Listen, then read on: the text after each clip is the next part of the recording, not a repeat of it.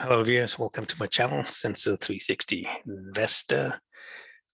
Before we begin, quick reminder on the disclaimer, please read this at your leisure.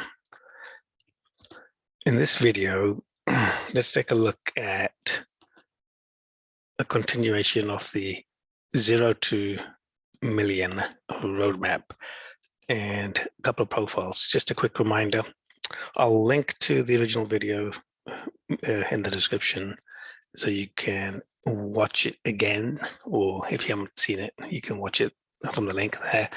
Essentially, this is the roadmap based on the model that was laid out. And I just want to talk a little bit more on this. The model is a model and is dependent on various factors like what will inflation do, and the impacts of interest rates and return rates. And these could be both positive and negative. Inflation generally, if it's inflation, will be a negative, and deflation can be a positive. But this is outweighed by promotions along your career, salary increases, but even if it's just annual pay rises, and as a result of your salary going up, increased allocations. So let's take a look at a couple of profiles here. So the first profile is of a conservative person, young adult. They started later to the model because of undertaking a master's degree.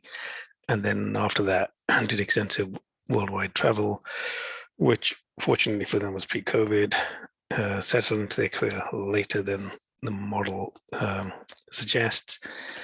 So as a result, they're performing slightly behind the model in terms of where they should be from a dollar perspective to an age perspective. However, with the current correction and increased allocations, they will be caught up by the time this correction is done, and will be well on track to achieving the milestones for step 2. Then if we look at the second profile, slightly younger person, still young adult, a much more aggressive risk profile, had a fast start in step 0, followed the model fairly precisely, reached step 1 earlier than the model timeline because of the larger allocations. And so they're running ahead of their goal on step 2 as well. They should hit those numbers before the age prediction. And they are aggressively accumulating and allocating the funds into the model. So they are actually on track to achieve FIRE status in the next 5 to 7 years.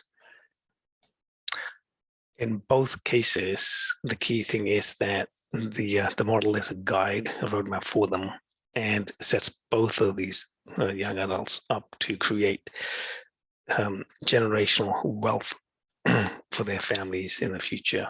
So this would be step 1 towards that.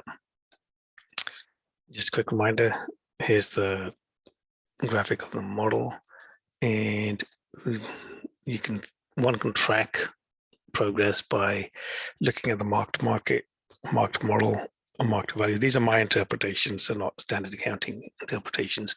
But effectively, what you can do is, as you build a model, track three graphs.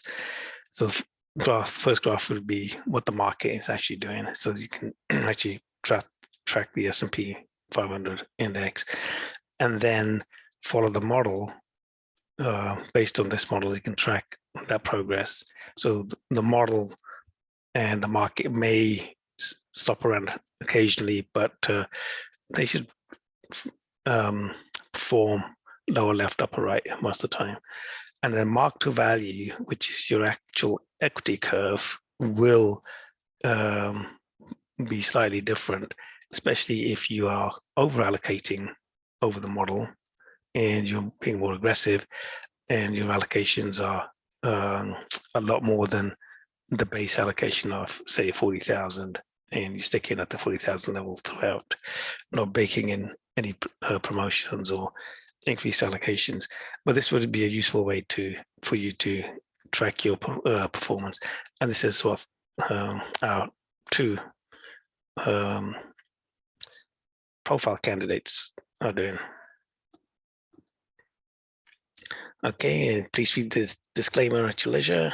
This concludes the video for today on index investing.